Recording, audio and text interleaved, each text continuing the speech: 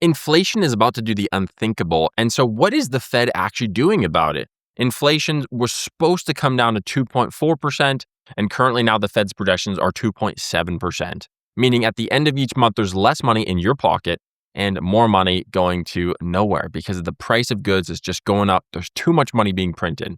So with that being said, we're going to discuss this today in today's video, including what's actually happening with the inflation, where it's coming from, and what the Fed is currently doing about it.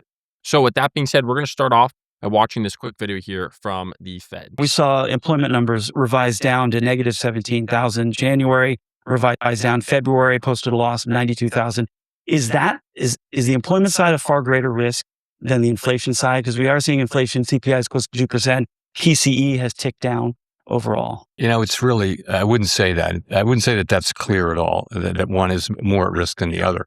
So you can point to the unemployment rate being stable. And, in a world where both supply and demand for workers have come down very, very sharply over the course of the past year due to immigration policy largely, a ratio is going to be a better thing to look at than job creation, for example. So, and the ratio is the unemployment rate, and it's been stable since September. So that tells you that. Inflation, we're at 3.0% core, inflation 2.8% headline. So we've been well above the 2%, that amount, whatever it is, 0.7, 0.8, or a full percentage point above 2% for some time. And that's a concern. We need to get back down to 2%, and we need to keep focused on that, even though we do now face some new inflation from energy. So I'd be hard pressed to say that one of them is obviously more at risk than the other. And if I may, what happens if there's no Federal Reserve chairman confirmed on May 15th? Would you stay on? So if my successor is not confirmed by the end of my term as chair, I would serve as chair pro tem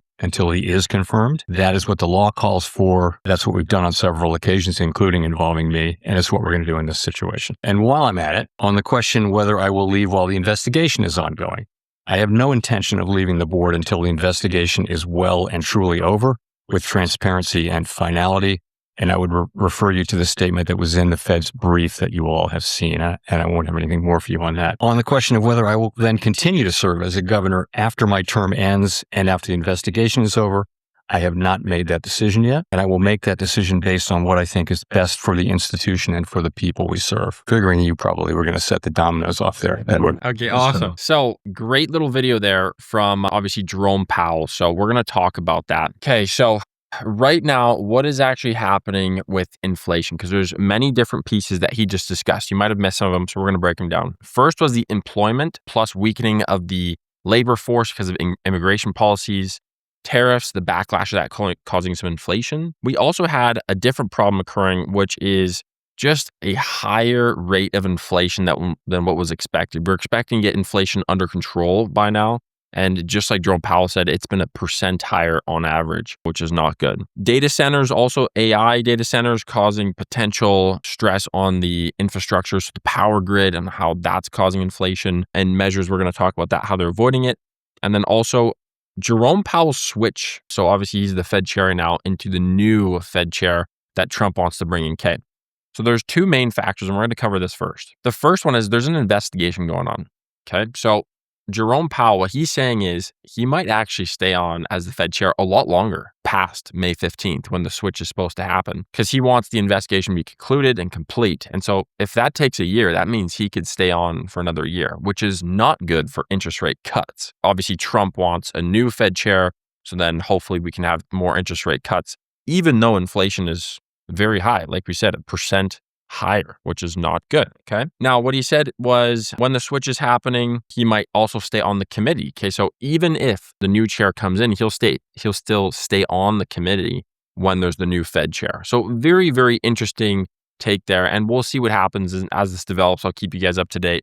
And by the way, if you guys like this information, click the subscribe button. And also, if this sounds super confusing to you, the market, what's happening with the FOMC, what's happening with the stocks, I love to help people just like you. So if you want to get mentored by me and by my team, click the link down in the description box below, book a call with my team, and then we'll see if it's a good fit. All right, but let's continue on there. So the inflation rates here. Let me pop through. I have a chart here. So as you can see, the change in real GDP here. So the projection was 2.3. The actual percentage was 2.4. And by the way, the Fed doesn't always come out with these projection charts every single meeting, but they did come out with it this time. Unemployment rate was 4.4. December projections were 4.4. But the PCE inflation, okay, so they were projecting by December of 2026 for basically inflation to be coming down to around 2.4%. They've now adjusted that to 2.7%, which is not good because they're expecting it to be higher for two main reasons. First one is unemployment due to immigration policies. In the labor force, a lot of the labor force are people like they don't necessarily grow up here and want to do like the dirtiest jobs and the grimiest work that has to be done. It's so important for our society. And a lot of immigrants are doing those jobs and some of them are illegal. And so with the changes in the immigration policy, either good or bad, this is just one of the changes that's happening. We're seeing a weakening of the labor market with immigration. And I'll give you guys an example. If there's a team of 10, let's say they're building some sort of construction overpass. And as the policies roll out, half of the team have to go back to their country. Now, like I said, for good or for bad, I'm not here to discuss politics, but these are just the policies. That would cause half of that skilled team to be gone now. So it's going to cause delays on the project. It's going to cause backlogs all through the supply line and the supply chain, as well as hiring and getting on new labor. So there's a lot that has to do with these policies going into place. Now, the tariff side to it also affects these construction pieces because as we have obviously the Meg 7 that are a ton of money and they're all betting on the market continuing to do good over the next 2 years until 2028 so they can finish these projects. Now, what could happen is because they're building so much data center infrastructure, it could actually cause the prices to go up because the normal construction projects are put on side and there's more focus on these data centers. Okay, so that causes a backlog. There's obviously more material need. And so there's less supply and there's obviously more demand, which causes prices to go up. It's like basic economics. So these data centers, while we're on the topic of this, very, very interesting. This is something that Jerome Powell was talking about here. He briefly mentioned it. Maybe I can pull up an article here on what's happening, but a big thing with the data centers is they take a lot of juice. They take so much power from that local power grid. And so this causes basically inflation on goods and services, but also on the actual infrastructure. There's not enough power. These data AI centers are massive. They take juice. And so with that being said, they just signed in a legislation that says, okay, listen, Meta, if you're building an AI center, that's fine. We love it. We're all for it. But you have to get your own generation of this power because we can't double and triple power rates for the residents nearby just because you want to build a data center. So you're going to have to figure that out on your own. And we're seeing a lot of insurgence of these companies, especially one in mind that I'm going to be making a video on very soon, that actually help solve this problem. And obviously that's going to help with the inflation aspect on power. Okay, so obviously the Fed's left the rates unchanged as it is. It assesses Iran's inflation risk as it happens pertaining to oil specifically. I know we haven't talked about it yet. The problem with oil is it is stabilizing. Right now it's stabilizing at around, let's check here. I believe it's around $98 a barrel, $99. So let's go ahead and check this here. Yeah, $98.09 for the price of oil. Okay, so definitely good that it's stabilizing. Like we saw some crazy peaks up like $140 a barrel, that sort of thing. I get it. That's a lot of money. And listen, when I was filling up my truck, it was expensive as well. Like half a tank was like $60. Okay. But with that being said, that's still a very high price per barrel. Like that's not normal. Like that's pretty high. And that's mainly caused because of the Strait of Hormuz. The longer that Strait of Hormuz stays closed, the longer oil will stay at a higher elevated price. And if this becomes the new normal, we're going to see even more inflation, which will surely cause the FOMC to say, should we raise rates to get this under control?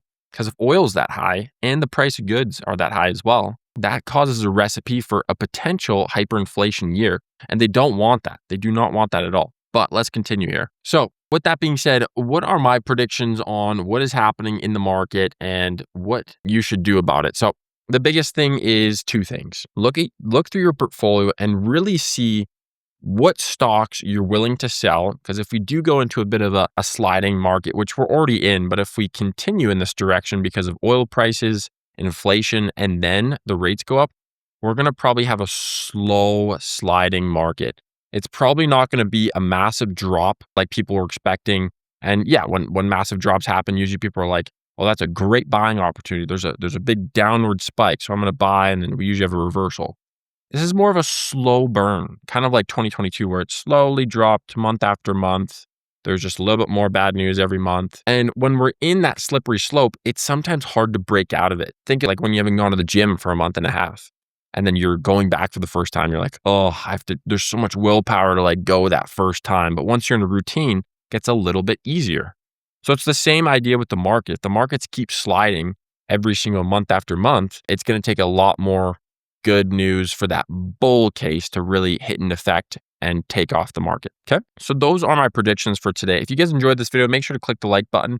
And again, if you need help with your portfolio in the stock market, if any of this confuses you, my biggest goal here with this YouTube channel is to inform you guys for free on here. But if you do have more than $20,000 in portfolio, make sure to click the link down below, book a call with my team, and see if we can help. This program is designed for people that want to build and accelerate wealth within the market at a very quick rate. So with that being said, go ahead, click the link down below, and we'll see you guys on the next video. Take care.